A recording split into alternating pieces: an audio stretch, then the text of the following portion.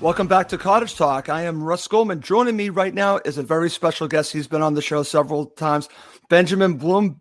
Ben has a wonderful show on YouTube. I would highly recommend watching. I watch all of his videos. Ben does a great job on the championship. In fact, Ben, I will say this before I go right to you, is that I get a lot of my information on the championship directly from you. I watched the last episode about the transfer window, which is interesting because Fulham's nowhere near in it. And we'll talk about potentially why there are no signings on Fulham. But you do a great job, my friend. So I want to just go to you right off the bat and just thank you for joining me. And we're going to talk about Fulham, but talk a little bit about your show on YouTube if people aren't already familiar with it. Well, we should just have a little laugh about the fact that we're speaking, Russ, means that Fulham have been relegated again, haven't they? And yes, I'm back on your show, and I don't know. You probably get sick and tired of hearing this. You know, we're quite pleased to have Fulham back. We're going down to Putney. Hopefully, we get them away in August, building the new stand. But no, lovely club. Obviously, you don't want to be in the Championship. You want to be in the Premier League. But yeah, just quickly, and I'm wearing my own T-shirt here, which is terrible, isn't it? The Benjamin Bloom Football Channel on YouTube, covering all things Championship through the season. Yeah, and if you haven't watched it before, please do check it out. Ben does a wonderful job, and I will dare I say I think he does the best job of covering the Championship. I listen to a bunch of podcasts, but Ben does a great job, and I would highly recommend watching his show and subscribing to his YouTube channel. Highly recommend it. Okay, Ben, I mentioned this to you off air, and again, this really isn't Fulham related, but I definitely want to get your thoughts on this because this actually hit me hard locally. I want to get your thoughts on the passing of Paul Mariner. Again, this is a person here that is revered tremendously. He was a former assistant coach for the Revolution. He also was a presenter, commentator over here, but he had a wonderful career in England and played for Ipswich Town, a club that is dear to your heart. Let's just a few seconds on Paul Mariner and his impact. Yeah, and the strange irony won't escape anybody. Obviously, you can see the Ipswich scarf on my office wall there. Yep. What you probably can't see, but if you zoom in on YouTube, is that there is a shoot cover from 1983, which I was given by, if I can give him a little plug, Retro Framers you can find on Twitter, with Paul Mariner on the front about a month before he died. Look, absolute legend at Ipswich. Obviously, it's funny with my club Ipswich because in our history we've had one team that feels like it was just light years ahead of any other team that we ever had. So when people are doing top 10s or picking their greatest 11, the Paul Mariner team just dominates. Obviously, they won the title in the early 60s under Sir Ralph Ramsey, but this is the one with Mariner and Gates and Brazil, Tyson Muir and Beattie, et cetera, et cetera. Just players that we've never had anything. No offense to anyone who's played for Ipswich since. We've had some great players, but obviously Paul Mariner and I dare say a certain hulking Serbian striker that Fulham fans are probably quite fond of would probably admit to modelling his game on players like Paul Mariner, because he could do anything. Look, I never saw him play. I saw him manage Plymouth at Ipswich, and just a measure of the man. There was a lady who was too cold. He gave her his coat in the stand and lost his reading glasses when he came back, and Plymouth actually beat Ipswich. All I will say is I can't speak as well as my friend David Diamond, who is on the Blue Monday podcast with me. So if I just plug, if you just check the Blue Monday feed, David talks for a long time and can eulogise about a player that would be worth 80 to 100 million pounds nowadays, and just absolutely beloved. Okay, great. And again, I just wanted to mention, I know this is a Fulham show, but his impact hit me when I heard the news that he had passed, and I just thought I would just mention it. And the connection to Ipswich Town since you were on. I definitely just want to get your thoughts on it. So thank you about that, Ben. All right, before we get in talking about Fulham, there is something that I want to talk about, and this is something that actually frustrates me a little bit, and I mentioned this to you, Ben. There are 4 podcasts doing Fulham right now, and they all are excellent. In fact, Cottage Talk next month is coming up on 10 years, which is unbelievable. We'll have a 10-year anniversary show next month, but all 4 Fulham podcasts are different. They all are great in their own way. And I just saw some back and forth on this, and I'm actually sharing all of the Twitter accounts. I would highly recommend listening to all these podcasts. I do. And part of the reason that I continue to do Cottage Talk and listen to these shows is partially because the media coverage of Fulham sucks and blows. It's terrible. So I started, along with Calbon, doing Cottage Talk, and there was another podcast at that time as well, and it's grown. It's now 4 strong, and they're all different. And the Fulhamish pod with Sammy and his crew is great. Fulham Focus with Danny, excellent, fantastic. Again, I know he doesn't host, but his crew is great. The Friends of Fulham, which is the Fofcast, with my good friend Scott Tanfield, my good friend Mike Gregg, both do Cottage Talk. Owen Smith actually has been on Cottage Talk, and Jerry Pym. They all do excellent shows. They're all different in their own way. So you might have your favorite, but I would highly recommend listening to all of these podcasts. I just wanted to mention that to everyone. I just chime in on that, Russ? Go ahead. This is not unique to Fulham, by the way. Okay. I can speak chapter and verse about. Look, we're on the cusp of a lot of new things in life. Obviously, we're about 25, 30 years into the internet now, and people still don't quite know how to communicate in a socially adequate way on it. And we're probably, like you say, 10 or so years into podcasts, and it's still feeling its way somewhat. And yes, everyone now has less of a barrier to entry, and everybody has communication in between. And sadly, from what you're saying, in a lot of the football spaces, it seems like people aren't quite fit to cope with this ability to communicate and the low barrier to entry now, and it's a bit of a shame, isn't it? It is. And what's crazy about this, because I get asked this all the time, comparing the podcasts, and I just say this: don't you realize that I listen to all of them because I want the content, and they're all different. There is no show out of the 4 that's similar. They're all different in their way, and the good part of it, I saw someone tweet this, Ben, and as we talk about the championship, you can get your thoughts on Fulham.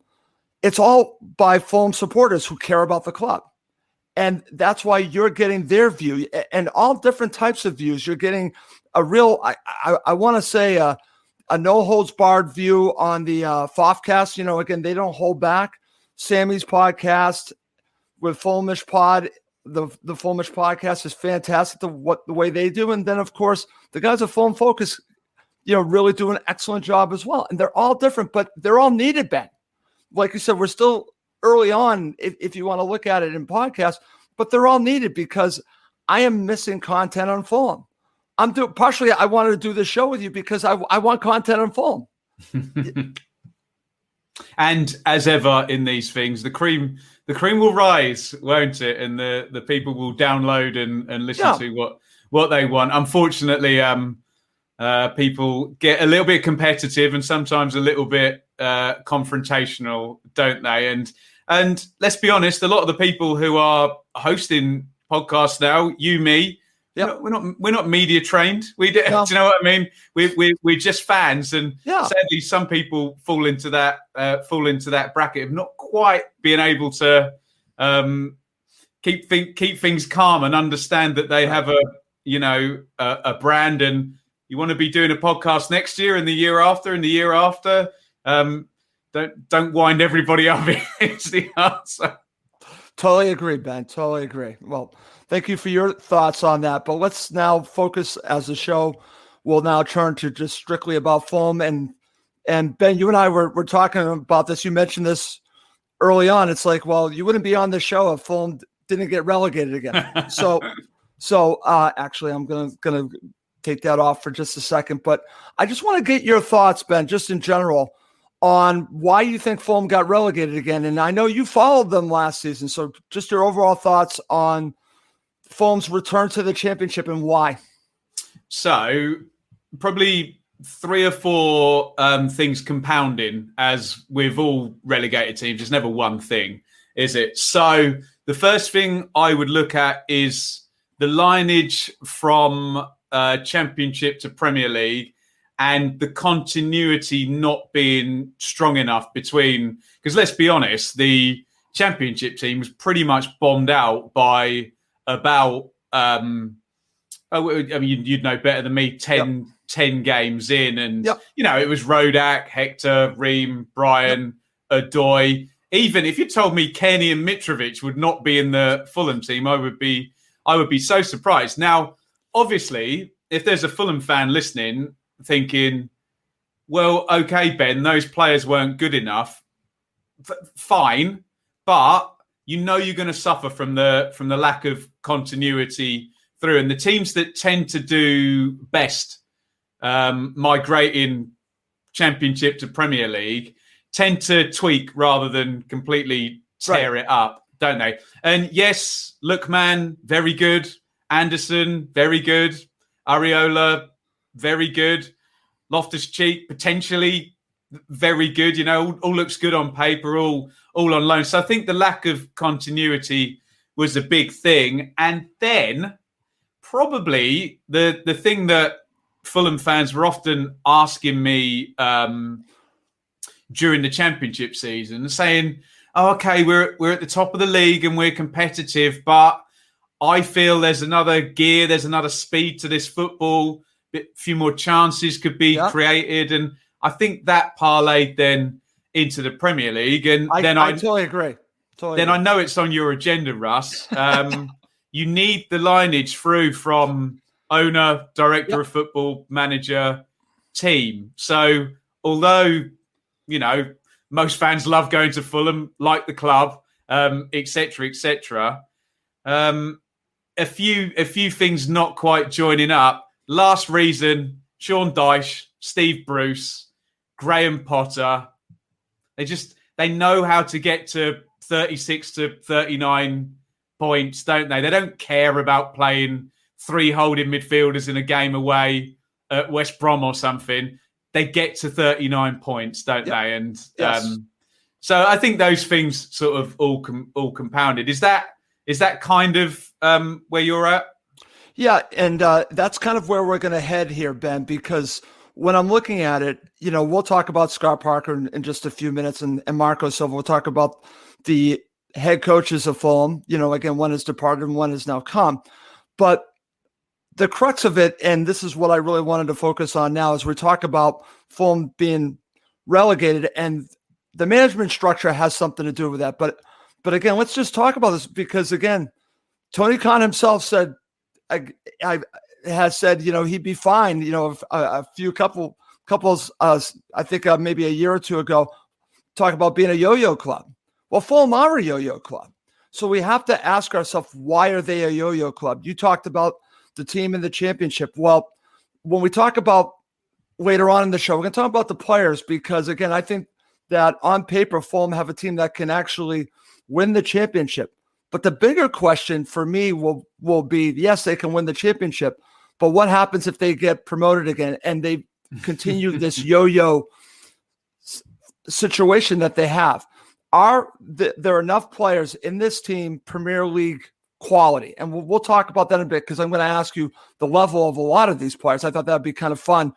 We'll talk about that a little bit later. But Fulham are a yo-yo club, Ben. You and I were just talking about that. So let's just focus here because I think this is really a part of it. The management structure of Fulham. And I think this is, again, fans talk about this all the time, Ben. We got to talk about Tony Khan, the owner. The owner has put in a lot of money into Fulham Football Club. He absolutely has. And it took me a little bit to really focus on the role of Tony here. Tony's the director of football, and it's difficult now when I really look at it. He has a full-time job as a promoter for AEW. He's also involved with the Jacksonville Jaguars. And he's also the director of football, which is a full-time job. And again, this episode isn't really supposed to be about slamming Tony Khan, but we should be looking at the structure of Fulham, because I think this is a huge factor in why they're a yo-yo club. Ben, your thoughts? Oh, God. So much to say. Let me deal with the yo-yo thing first.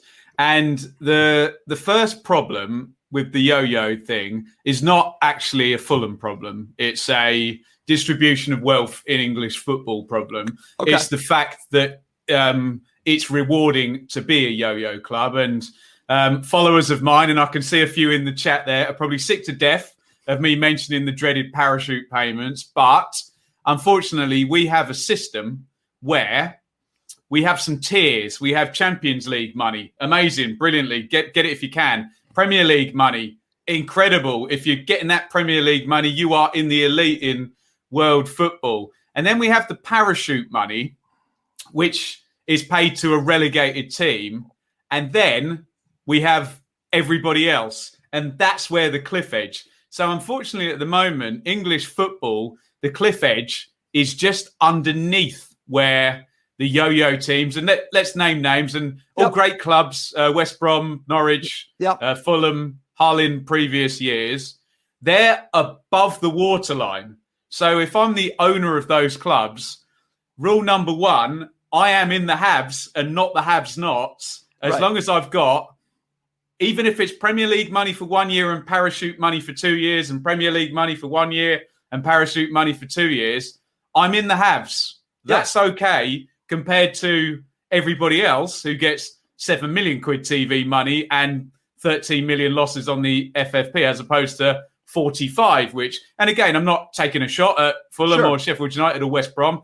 That is the system. And you then have the likes of Norwich going up and basically saying, okay, let's do this in a 3-year cycle. We're not going to spend any money in the Premier League. We're going to finish bottom. And we're going to then reinvest. And then when we come back, we might spend a bit of money. But if we go down, we're still in the haves. And then maybe on the third promotion. So at the moment, the system rewards. It's okay to be a yo-yo club. From a financial point of view, from a fan's point of view, it's not. Horrible. Absolutely horrible, isn't it? No. Because you don't know.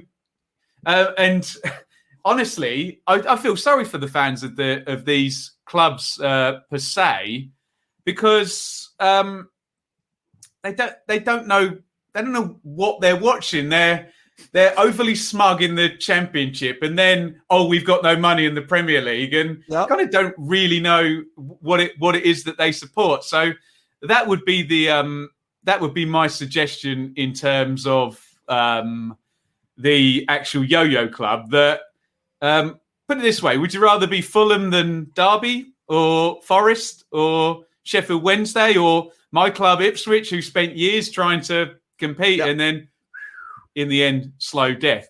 Now, on the second point, Russ, I am fascinated by this because I used to watch wrestling when I was young. I used to watch wrestling in the late 90s when everybody used to watch wrestling, and I still tune into a few wrestling podcasts because I find the whole, it's quite fun and interesting. Of course. And Fulham get mentioned on wrestling podcasts all the time. Yeah. And these wrestling commentators are asking, what do these Fulham fans think of this guy appearing on a wrestling TV show in America when he's supposed to be the director of football? I mean, you said it's a full-time job. By the way, in football, a full-time job is not 40 hours a week. It's 80 hours a week, isn't it? That's right, Ben. Of course. So I just spin the question on you, because when you see Jamie Carragher going on TV calling him a clown for arguing with fans on Twitter, and don't get me wrong, if he's been given a script and playing he's acting on the wrestling show, fine, whatever, but he's not being a director of football when he's doing that, is he? Right.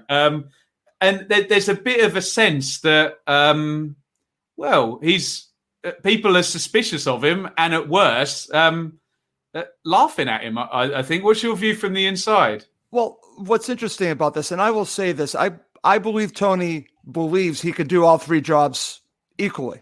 And I do, and again, there are fans that think that he doesn't care about Fulham Football Club. I disagree with that. I just think that you need someone in charge that is specifically just concentrating on Fulham Football Club, someone that could actually be at Craven Cottage, at Motspur Park all the time, working with the head coach, and now being Marco Silva. So when you have someone that's this far away that believes that he can do it all, and I truly believe he believes that, I think that I think it's too much for one person to do, and I think that he should pass on his duties to someone else. Doesn't sound like it's going to be the case. And I got to be honest with you, I think he should just become the next Vince McMahon, because do the wrestling. Just be Vince McMahon. He wants to. It's obvious to me that he likes that role. Be Vince McMahon. It's okay to be Vince McMahon, the promoter. He's good at that. But hand off to someone that can actually be concentrating solely on Fulham. That's where I stand on that. And again, I was willing to give him time to see if he could really work this out. But honestly, you have these relegations. At some point, you have to say it's time to move on. So I'm there now with it. If he kept Fulham in the league, if Fulham stayed in the Premier League, I would have said, okay, stick with Tony. But he failed. The team failed. So change is needed, but they're not going in that direction. They're going in the direction that they brought in Silva. We'll talk about him in a bit. I just don't think they went far enough. And I think ultimately, when we talk about Fulham being a yo-yo club, Ben, this to me, the management structure of Fulham with Tony as director of football is going to hinder that. And I hate to say that. And again, this is not personal against Tony. I just think that it's just asking too much of someone to do 3 full-time jobs altogether. And like you said, it's not a 40-hour work week. It's an 80-hour work week. 100%, yeah. And you know what football fans expect. And if I can bring it back to my club, Ipswich, who've just had a very unsuccessful owner who wasn't there every day of the week and who did run a company, but then didn't delegate things down to, I would say, underlings. But, if it's okay to, delegate things down. And then, of course, you hear this idea, is Fulham a vehicle to have NFL in London and, all of these other interests? And look, we understand that very rich people have their fingers in lots of pies, and often to very successful effect. You would know way better than I about that, because you know so much about American sport, where the same guy will own franchises in 3 or 4 different sports, plus a TV network, plus a newspaper, plus all of that stuff. But English football is a little bit different, isn't it? It's come from the idea of, the butcher's son or whatever at Manchester United going on and owning the club, and like you say, virtually living there. So exactly. It's certainly something that's grown legs with Tony Khan, and whether it's good, bad, or indifferent, it is the only club that's regularly mentioned to people who are watching wrestling on the TV in America. It's crazy, and again, it's funny because I mentioned this on a prior show, Ben. I have Sirius XM radio, and also on my TV, they've been promoting AEW's event in New York City.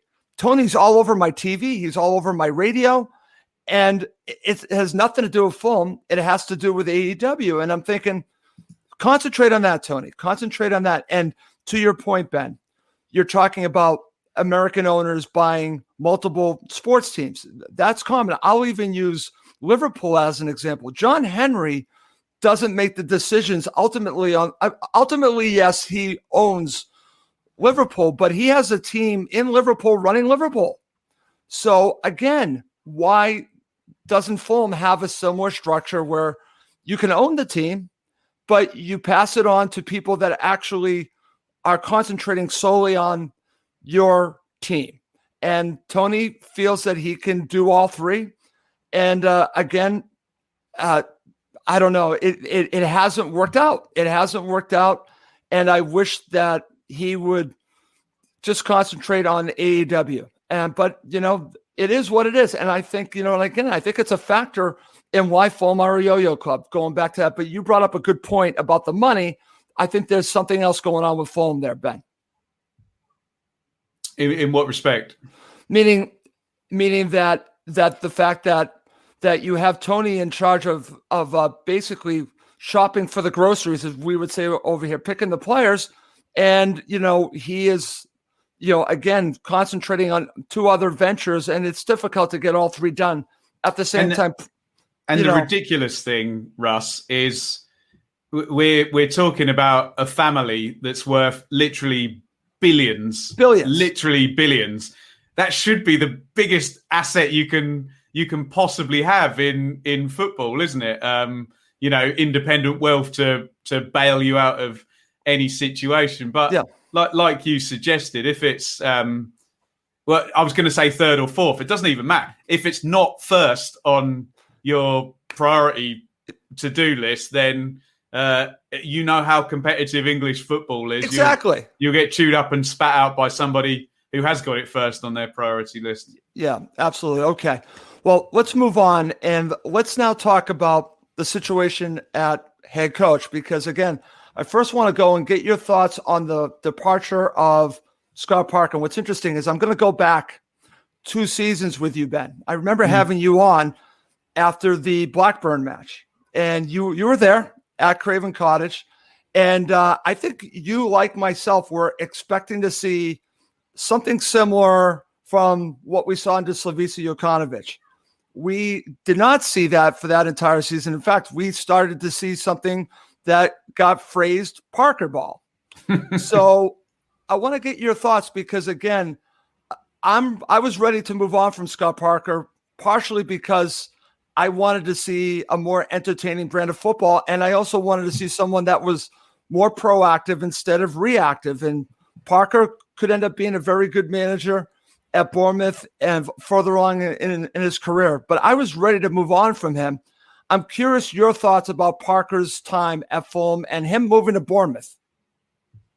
Yeah, so probably the worst possible thing for Scott Parker in terms of Parker ball, because that's obviously a slight backhanded dig that he was managing in the league at the same time as Marcelo Bielsa was doing the same thing at 3 times the speed. That's right. That's right. Leeds United. Look, to me, it's very, very binary with year one parachute teams. If you go up, you've had a good season. If you don't, you've had a bad season. Even if you lose in the playoff final or what have you, you should, if you're competent and you can manage the descent, into the division and not have too much chaos in terms of your recruitment, you should be up the top end of the table. And I remember adding it up, actually, Russ. I think I saw Fulham 8 or 10 times in the flesh that season. And I think Mitrovic scored either 8 or 10 goals in. No, seriously. I remember. He just scored in every time I went to watch Fulham. He scored, and I remember a game at Derby where you weren't in the game and he just scored. And I saw a few games at the Cottage, and then I suppose COVID and all of that business. And I maintain in that season that Leeds were very good, and everything else was a bit much of a muchness. West Brom had Bilic, who was, on it. Brentford weren't quite, at their climax, and Fulham had Mitrovic. And I know essentially finished the playoffs without him actually starting, but it was very much a sense of, he got there, so it must be a good season. Let's see what happens next. And another relegation has come. Look, obviously he's very handsome. He's very young. He used to play for England. He speaks very well. He does an emotional interview after the game against Wembley. He's friends with all of those guys in the media played for England with Scott Parker. So the perception of him is that he's great. He got a free pass from the media, Ben. He got a free pass. I think so. And then, of course, at the start of the season, Tony Khan took, we'll use a good wrestling term here, took all the heat for Scott Parker, and the blame went in that way. And I suspect he probably still is. Look, I never want to be one of these people who is saying after 1 or 2 seasons of, so what is it with Parker? 2 full seasons of management. No, he's not Marcelo Bielsa. No, he can't immediately get that pattern of play going within a couple of months. But I think there's potentially a good manager there, a good communicator there. Is he going to take Bournemouth up? We'll see. I think a lot of Fulham fans would hold their hands up if at the end of this season Bournemouth are in the automatic spots and say, "Okay, the guy's done well there." And I think a lot of Fulham fans, if Bournemouth are 10th, are going to be going, "I told you," aren't they? So I think we're going to, without giving you a politician's answer, we're going to find out a lot in a year 2 parachute team with Bournemouth that's probably going to have to sell Dan Juma and Billing and possibly Brooks at some point. He's not going to be bringing in Cavaleiro, Knockaert and having Kearney, Mitrovic, etc., etc. It's going to be a little bit of a more austerity post-COVID type recruitment at Bournemouth. Okay, excellent stuff there, Ben. And it'll be interesting to watch, and we'll be watching the entire season. There's going to be a comparison between Fulham and Bournemouth all the way through. So we'll see. It's a good point.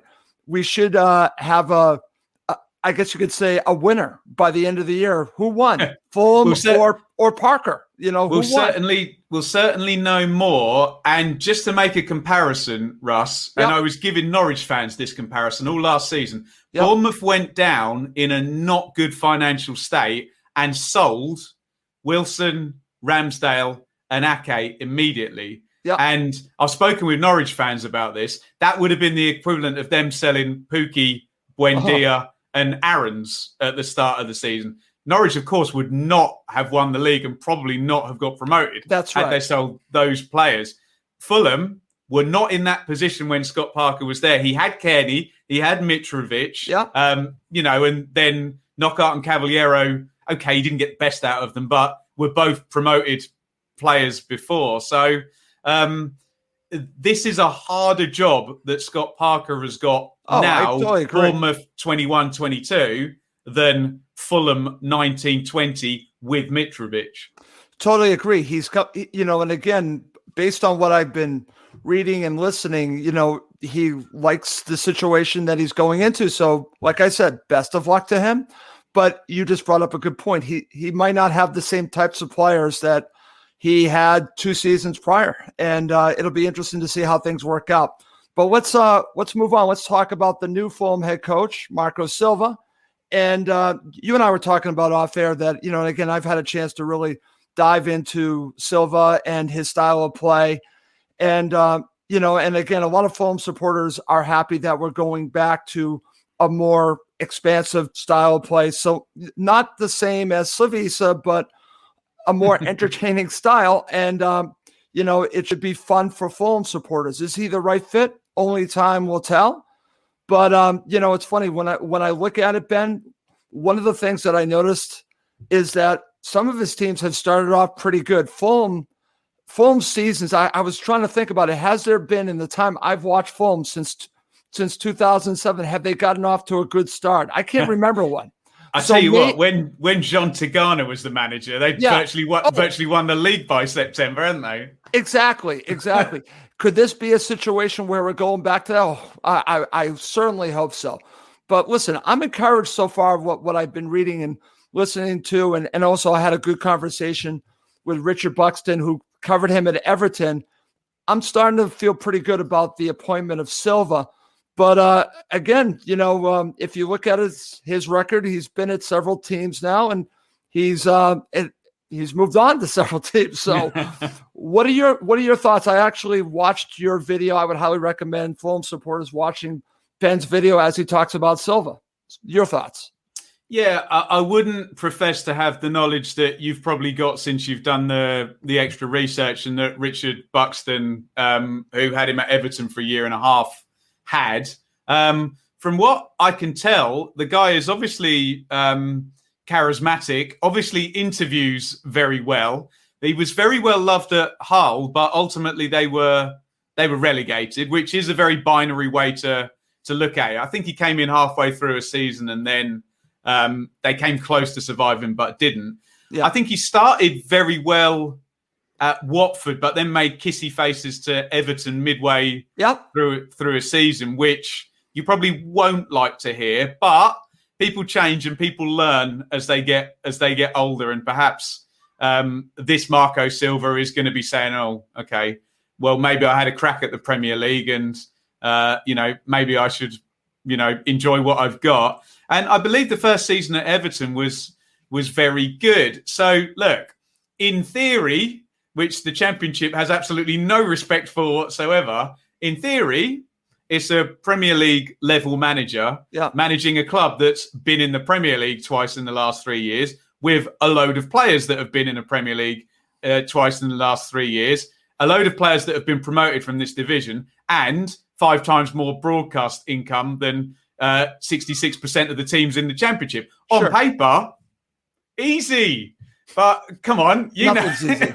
not in the Championship. No, absolutely not. No. So we will see, but I do still maintain that.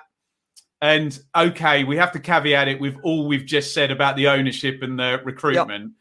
If there's not too much in terms of chaos, and you have a competent manager, sure of his pattern of play, that can quite quickly, as you alluded to, and quite quickly, because let's be honest, Championship, you've played 15 games by October, haven't you? That's right. That's right. You can't have 8-9 weeks to get used to everything. So. I'm just looking. October the 28th, round 15. I'll be previewing. So, you can't have a 2-month holiday. So, but in theory, if we can go in, organise these players, it's a. Do I want the Fulham job, or do I want the Forest job, or do I want the? I don't know, the Peterborough job. I'll have the Fulham job, please. Right. And again, the caveat, and you'll hear this from Fulham supporters. Yes, but you have to work with Tony Khan. That'll be the caveat. but again, on paper, Ben, and we're going to talk about this because it's the ending of the show. I want to get your thoughts on the Fulham players, because on paper, if they were to keep the club, the team structure fairly intact, again, players could be leaving, but again, if they can keep this team intact, this is a team on paper that has a very good chance of actually winning the league. I look at it now. We're going to go through all the players, and I'll get your thoughts on them. But as I really look at it, and again, there are no additions, and and that's a little disconcerting to many. But when you look at it, the club right now, based on the players that they have, they're good enough right now. But will they keep all the players? That's going to be the rub. But coming up, Russ, very quickly, just to interject, really key thing is what Fulham are up against. They're up against a lot of teams that have got no money and just come out of COVID in terms of actually being able to. And yes, we can look at QPR as a kind of dark horse, or Neil Warnock or Mick McCarthy or Chris Hughton, who have done it before. But we're not going to see, unless, I don't know, Blackburn maybe sell Armstrong for a ton of money, right? And they can go and sign 5 players or whatever. That's the other thing you've got to consider, is that who takes on these 3 year one parachute teams? And let's be very plain. Last year, the year one parachute teams were 1st, 2nd, and 6th. Exactly, Ben. And it's funny. And again, I would highly recommend going to Ben's YouTube channel, because I watched his latest transfer window show. And what's interesting, when you look at the players that are moving, again, it's small money, loans, freeze. League One, free transfers. Again, that is what we're dealing with. And COVID has a part to do with that. And, you're seeing a reaction to it. So when everyone looks at Fulham and think, well, Fulham might struggle in the Championship, again, on paper, you look at the teams that they're going up against who don't have the money, like you said, Ben. They do have an advantage here. They just have to manage it correctly and find the right team to dare I say get promoted again, which I want to see. But coming up next, I'm going to get Ben's thoughts on the Fulham players and what level they are at, because again, Fulham want to get out of the championship, but they also want to stay in the Premier League if they get there. Okay, Ben, I'm going to play a little game. We won't spend too much time on each player because, again, I have a good amount of players. I won't give you all the Fulham players. But basically, this is what we're going to do, because for me, I think Fulham can get out of the championship and get back to the Premier League. But they've been this yo-yo club. So how many of these players are championship players, starters in the championship? Are some of these players Premier League squad players? And are some of these other players maybe Premier League players right now, meaning that they could start for a Premier League team? So because I want to get your gauge is because I think part of the problem with Fulham, especially 2 seasons ago, is that they had to rebuild the team. You already talked about this. I think it's very difficult to add the amount of players that you do once you get in the Premier League. You have to have players, Ben. Even if you look at Leeds United, which I hate giving credit to, but I have to give credit to. You have to, though. Marco Bielsa got a bunch of players. Again, on paper, I think Fulham had a better team, but he got them to play at a certain level, maybe above their level, but these players turned out to be Premier League players. Stuart Dallas, Luke Ayling, not Messier, players. Jack Harrison. They played every week. Exactly. Yeah. And they raised their game and they became good enough for the Premier League. Well, I'm just going to ask on talent-wise, are these players, what is their level? So let's start here, Ben. Let's start with Marek Rodak. Now, you remember him from the championship, and he didn't really get too much of an opportunity in the Premier League. And again, listen, Fulham had a fantastic goalkeeper in Areola, so I think you can understand that.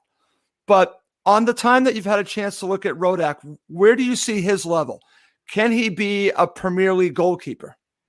Possibly not, but good for Rotherham when he was facing loads of shots. He couldn't do the whole pinging it out to the fullback with his feet, though, could he? So it depends what Silva wants to do in terms of distribution from his goalkeeper and how he's going to protect him. But I would suggest there would be 10 plus clubs who would take Rodak in the championship. Okay, very good. All right, let's move on to a player that actually Fulham made permanent, Kenny Tete. Now, Kenny Tete, I thought had a decent season. He got injured, and I personally think he is Premier League quality. Ben, what are your thoughts about Kenny Tete? Did you get a chance to watch him at all? I did, yeah. Lyon, 4 million. Ajax, yeah, he should. Yep. He should be a decent caliber. Haven't seen him as much because he didn't play in the championship season, but in theory should settle down nicely if his attitude's right. Although you would suspect, if I'm a Premier League team that wants to pinch a player, maybe on the cheap to throw in my squad, he might be one of them. Yep, absolutely. Okay, here's a controversial player because I thought he was fantastic with Fulham in the championship when he came in, but just failed miserably last season. Michael Hector. So what are your thoughts about him? I will up my ante on that. I reckon 15 to 20 championship teams would take Michael Hector. No, seriously, they would. He's big, powerful. And look, we had a running joke on my channel that you had to drink every time in a watch along of Fulham. I said either Hector Ream or Ream Hector, because they seemed to spend the entire game passing the ball to each other, didn't they? But no, God, ask a Sheffield Wednesday fan if they would have had Michael Hector, because they had him on. They had him on loan. He was at Reading as well, wasn't he? For Chelsea. Yep. Yeah, he's a good championship player. Good championship player. You can get promoted with Michael Hector at centre half for 40 games. Yeah. Okay. The question will be, can he play the Premier League? Again, it didn't seem like, but I'm not. This might be his level, so that's why I wanted to bring this up. Now, here's a fan favorite, and I think he's just a championship player, Dennis Odoi. Your thoughts? I actually agree with Scott Parker on this one. If you end the season with Dennis Adoya right back, particularly, you haven't recruited as well as you should. Look, I was there in the Cottage when it was Dennis Adoya who scored in the playoffs against Derby, wasn't it? That looping header. I was there. I was also there at the final. He got recarded, didn't he? Against he did. Yes, you were there, weren't you? Oh, I was there for that. You flew over for that one, didn't you? Yes. I was not his biggest fan at that moment. No, I would have thought that they would be moving on from Dennis Adoya. You know, with all due respect to the player. Yeah, I agree, my friend. Okay, here's one that, again, it's a controversial player for Fulham because he gets injured all the time. Let's talk about Alfie Mawson. Yeah, and Bristol City fans will tell you he gets injured all the time as well. So Mawson was probably the main fall guy from that game Blackburn that you against Blackburn that you referenced. Mawson is a good Championship centre half. Obviously, he was at Brentford back in the day, wasn't he? At Barnsley, good deal to Swansea, and then Fulham, lots of money. Bristol City would have finished higher in the table last season if he'd stayed fit. Loads of Championship clubs that have Mawson, but Parker didn't fancy him at all. What age is he? 27. He should be peaking now, but the injuries. But you know, whether the fit is right at Fulham or not, I don't know. But again, it's just a reference point. If you offered him on a loan and it stayed within a Championship club's wage structure, even if you barred him from playing against Fulham, a lot of teams would take Mawson. Sure. Do you think he could step up and play in the Premier League if he was injury-free? What are your thoughts? Plead the fifth on that. You saw Anderson for Fulham, who you think is like a level above, don't you? And that's it's centre halves are really good now. They're absolutely. None of them are slow cloggers anymore. You have to be able to pass. You have 360 vision now. You can't sit in a low block and head it, kick it all day. You know, it's those Premier League centre backs are a different breed than we were used to a few years ago. Yep. Okay. Now, my fellow Americans won't like my take on this, but we're gonna talk about Tim Ream. I actually wanted Fulham to move on from Tim Ream because I wanted them to move from the former, say, regime, move on from certain players. He's getting up in age.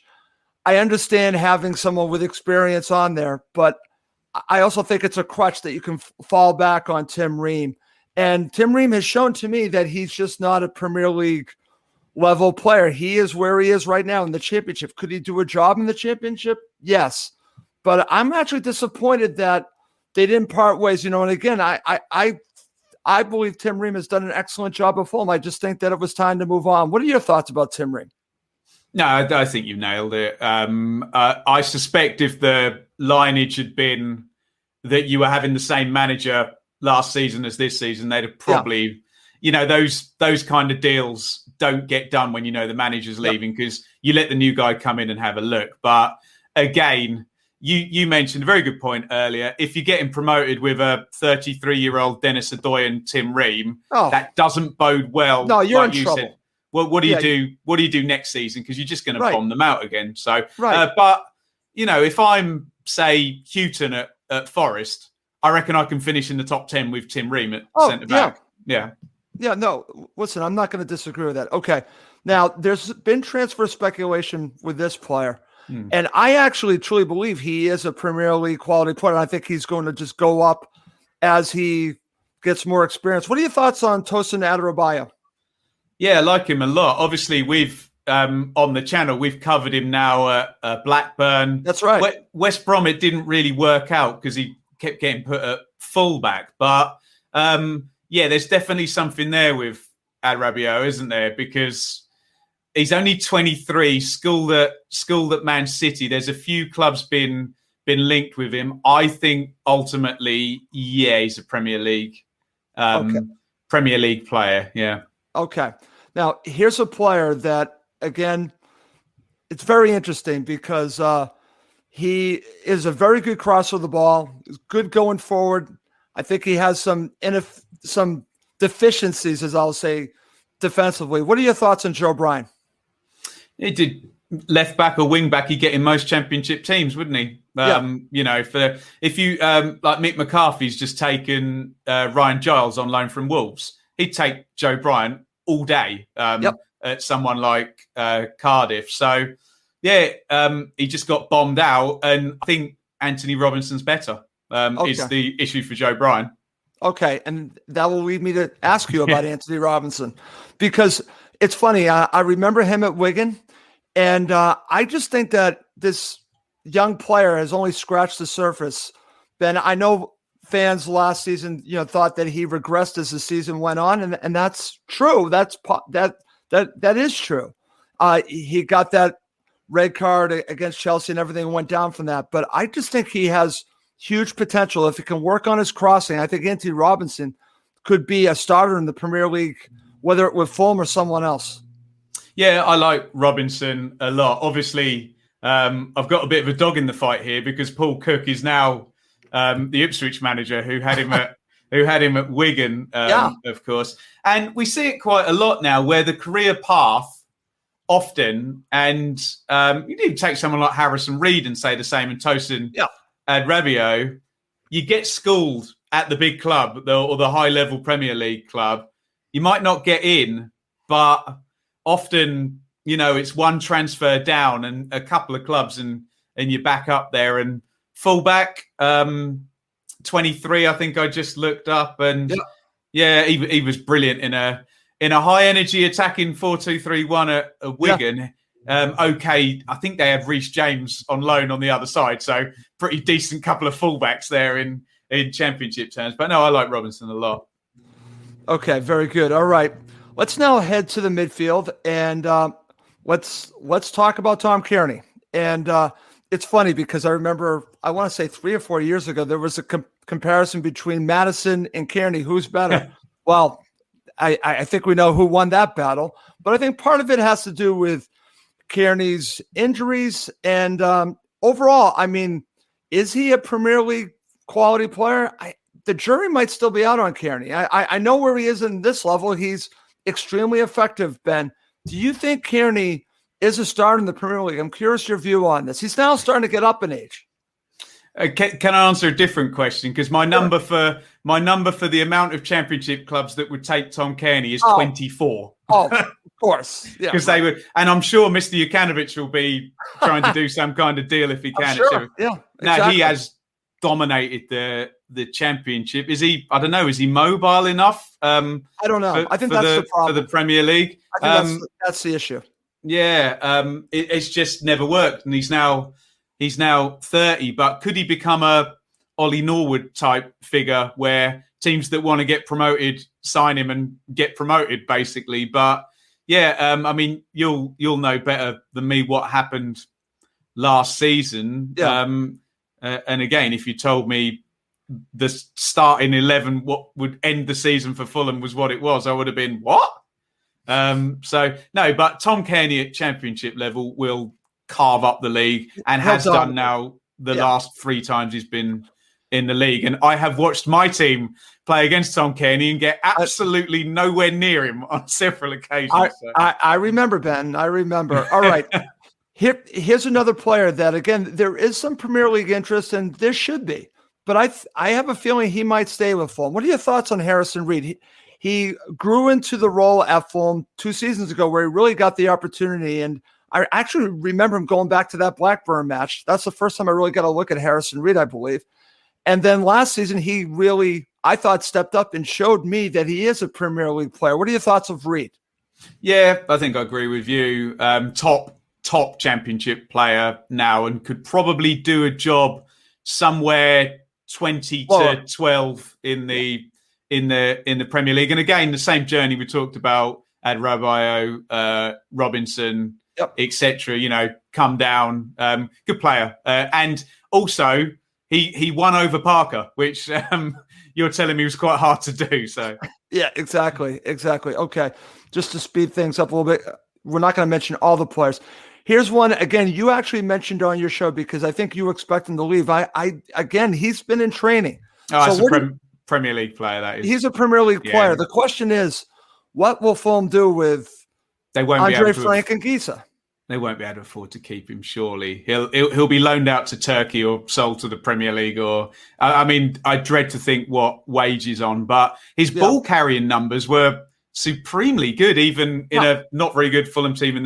If he plays in the Championship, it will be a joke. Oh, I know. It'll be like not quite the same extent as Buendia last season, but he'll be way too good for the league, and he needs to have a word with his agent, because it's like, what am I doing here?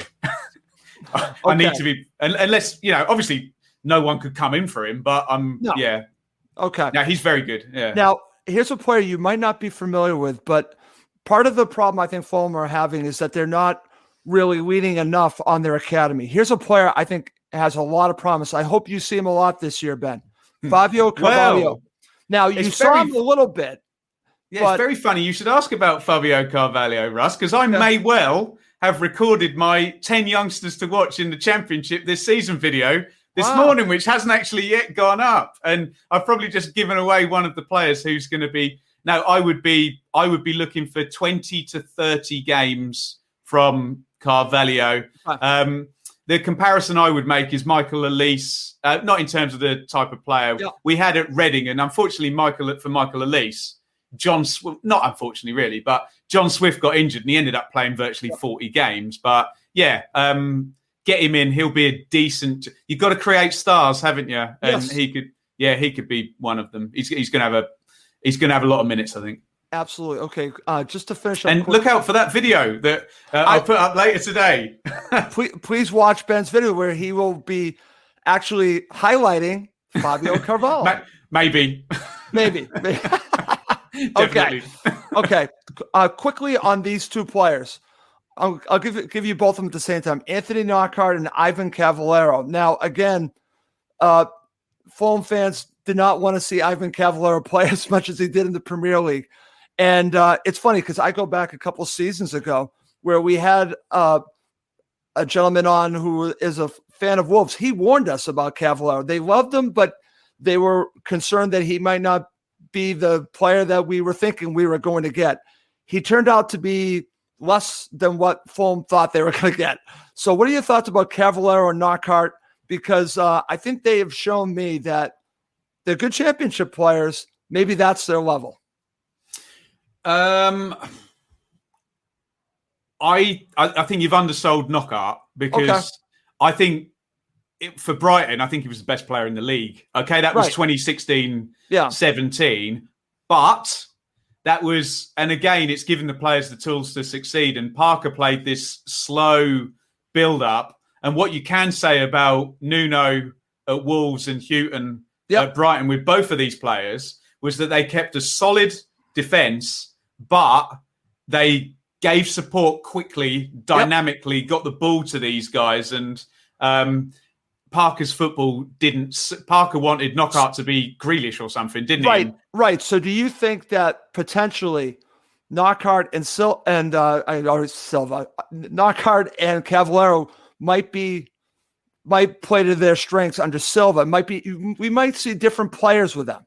Again, I would defer to your superior knowledge on how Silva will actually play. But what I will say is the slow, methodical build-up did not work for Knockaert. And also, it was a big deal for both of them. And they can't. That wouldn't look good on Mr. Khan if he was loaned out to a rival, in the same division. So, Knockaert was so good for Brighton, though, wasn't he? Yeah. Oh, absolutely. Absolutely. Okay. Two final players to end the show. Let's go to Bobby Decordova-Reid. Interesting player, because I want to say it's split on him, because I see his value. I might see him as a squad player in the Premier League. I don't see him as a starter in the Premier League. What are your thoughts of Bobby Decordova-Reid? I think he'll do an excellent job back in the Championship. I think he's really good. Yeah, and I think what Fulham did do well at short points for last season often revolved around him and him being a wing back and a winger in the same game. Certainly, if he was in a lot of Championship teams in a 4-2-3-1, so he's not the main guy, or maybe wide in a 4-3-3. Yeah, you get in most Championship teams, and He'll be one of these players. And can I do a clanging name drop? I spoke to Kieran Dyer about versatility actually being a curse. And Bobby Reid is one of these players where it's actually does him no good. The fact that, because you know what's going to happen if Fulham are leading 1-0 in a game. Oh, Bobby, just cover deep. Go and play wing back for me or whatever. And, other players don't get asked to do that. And, it's sort of Wayne Rooney syndrome. Their youthfulness actually stops them, maybe achieving even more than they could. That's actually a great point. It's like a jack of all trades and a master of none, because and that's the worst case scenario, isn't it? No, I that's actually a great point, Ben. All right. We're going to end with Mitro. Will Mitro be at Fulham when the season starts, when the transfer window closes? I actually hope so. Only time will tell. Mitro, we know, is a Premier League player. What are your thoughts of Mitro? Do you think he'll end up staying at Fulham, or do you think he's going to move on? Just your gut feeling on this. I think he'll be there. The only thing that would stop him being there is if there's something we don't know about finances and, there's problems with money. But again, I will reiterate, your billionaire owners shouldn't have, obviously there's the FFP and they've got to make it add up, but they've got parachute payments. The thing I've always said about Mitro is he's a white elephant. He's way too expensive for any championship club to take him. And he's kind of unproven in terms of some Premier League clubs, isn't he? So you'd be looking for 30 to 40 million to sign him. Right. And Leeds going to sign him? No. Spurs might sign him, with Nuno there. But no, and we've already mentioned, he's an absolute cheat code in the Championship. If he plays 40 games and doesn't score 25 goals, he's just an absolute bully. The defenders can't stop him, basically. And but he's in that Darren Huckabee. I'm trying to think of other players who would Dwight Gale, Glenn Murray just beat up in the Championship, but not really get a chance. But I've just seen him destroy too many Championship defenses to doubt him. Okay, well, I certainly hope he stays, and I think he could really do a job, as you said. 25 goals is, I hate to say it, a minimum, Ben. 25 goals. You would think something's gone wrong if he doesn't. Yeah. Because he's I don't know. I could very, very quickly pad and bring up these numbers. I'll try and do it as quickly as I can, Russ. Sure. My bad. So last time, 40 starts, 26 goals, a goal every 138 minutes. Wow. So every 3 games, he's going to score 2 goals, basically. And then if you go back to 17-18, when I believe he was on loan, 17 starts, 12 goals, a goal every 115 minutes, even better. So he's basically, in Championship terms, played 57 games and scored 38 goals. Okay, excellent stuff. So complete destruction. So it's in Fulham's best interest to find a way to keep Mitro, and it could catapult them back. But in every other Championship club's interest to get him out of the division as quick exactly. Good point, Ben. Good point. All right. Now, we just went through all the players. We had a good discussion about the structure of Fulham. We talked about the managers. We're going to end with your prediction for Fulham. I know it's very early on, but based on our conversation, like I said, you do think that potentially Anguissa could go, maybe a couple of other players. But if you look at this club, they're good enough to actually win the division. What is your prediction for Fulham? Look, I'll keep my powder dry a little bit, Russ. I'll do a full 1 to 24. Okay. Obviously, a year 1 parachute team who, as it stands, haven't sold anybody yet, are going to be very high in my predictions. Sure. Aren't they? And yeah, I suspect, the 2 I mentioned were Anguissa, I think, will be sold. Maybe someone like Le Marchand, although Ligon's collapsed, maybe they could, try and raise a bit of money there. But, and I don't know, let's just assume that, Marco Silva plays a 4-2-3-1. So Rodak, Christie's been promoted before. Hector and Adarabioyo, centre-halves. Robinson or Bryan at left-back. Maybe he'll sell the one that he's not going to play. Harrison, Reed, central midfield, Josh Onoma, and Tom Kearney as a midfield three. And if he wants, Mitrovic, Cavaleiro, and Knockaert up top with a decent pattern of play and no chaos at the club. Obviously, Sheffield United could have Brewster and McBurney up front and Bogle and Norwood, and West Brom could have Pereira and Mowat and Carl and Grant. There's normally one relegated team that fails miserably. But I hope it's not Fulham. Okay. That didn't happen last season. And again, Bournemouth would not have finished, dare I say, as low as 6th if they hadn't sold Ramsdale, Ake and Wilson. If Bournemouth had Callum Wilson in the Championship last year, he'd have scored probably more goals or similar amount than we would expect from Mitrovic. So look, if they mitigate chaos and the recruitment isn't silly and there's not 8 out and 8 in, it's almost the ins that are more important than the outs. They just don't need to sign 20 players. No, they don't. They absolutely do not, Ben.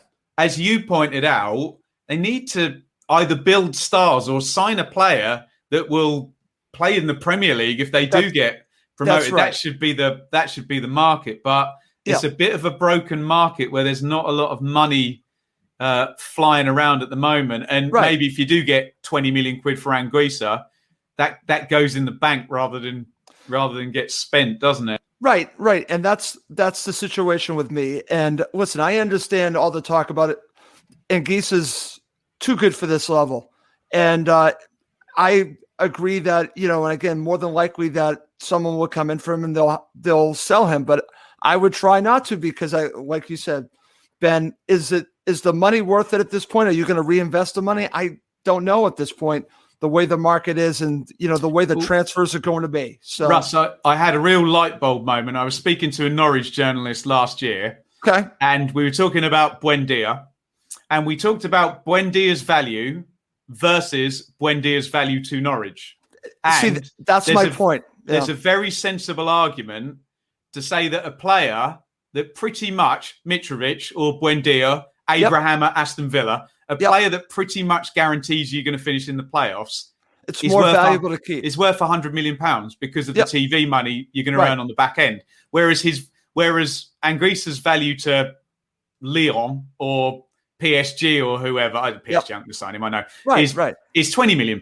So we're arguing that his value is 5 times more to Fulham than it is to the club who's going to sign him. Right. That's my point, Ben. Is it more valuable to keep the player to help you get promoted and potentially build in the Premier League, or get the money? And that's something that has to be weighed, especially in the market this season.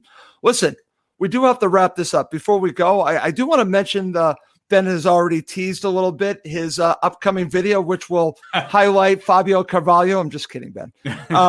But he'll be mentioned in the upcoming video. So check out Ben's video. Ben, tell everyone one last time how they can see your YouTube channel. Yeah, I think I've still got my notes here. There we go. There's the spoiler for the 10 players on the list. No, so it's the Benjamin Bloom football channel. All things Championship. There's going to be a preview show every week, a review show. We'll do watch-alongs. I do have some lovely news that means I might be away for a while, that I will, all being well, become a father on the day the season starts. The baby is due. So I may be away for a couple of weeks, but throughout the season, we will be here and we'll be talking a lot of Fulham. And let's be honest, we're expecting Fulham to probably score at least 70 plus points, aren't we? So, check that out. Hit subscribe. And I can't give you what Russ and the other Fulham podcasts give you. What I can give you that is sometimes even more valuable than what Russ can give you is I can give you the perception from the outside of your club with a balanced view. And I will never care as much or know as much about Fulham as a Fulham fan would. But I can often be more balanced than someone who's outside the bubble can be, because I don't have those emotions. And a lot of people tell me that's why they like the channel. And they'll watch their Fulham podcast or whatever, and they'll get all the emotion and the implicit bias, which is fine, and we love it. But my saying is, please leave your bias at the door. And yeah, we try and do that on the channel. So we try and call it down the middle and give you the outside. And thank you to all the people in the chat who are saying congratulations. The one useful thing I did in lockdown. Yep, we're getting a lot of these, Ben. Oh, thank you. Yeah, very, very, very kind, guys. So some things apparently are more important than football. Yes. So Ben. I've been told. Ben, I have actually, as we record this, my daughter is flying back from Italy. She was on tour. I could tell you about that off air. And she's actually coming home. I got a son that's 13 years old. So enjoy fatherhood. I can't wait for you. Again, you will love being a father. So that obviously we'll let the Ipswich Town brainwashing immediately begin. Yes. I did that with my son. So let's just, yes, that will begin. Anyways, we do have to wrap up this show. So for my very special guest, Benjamin Bloom, I'm Russ Goldman. Thank you as always for watching and listening to Cottage Talk.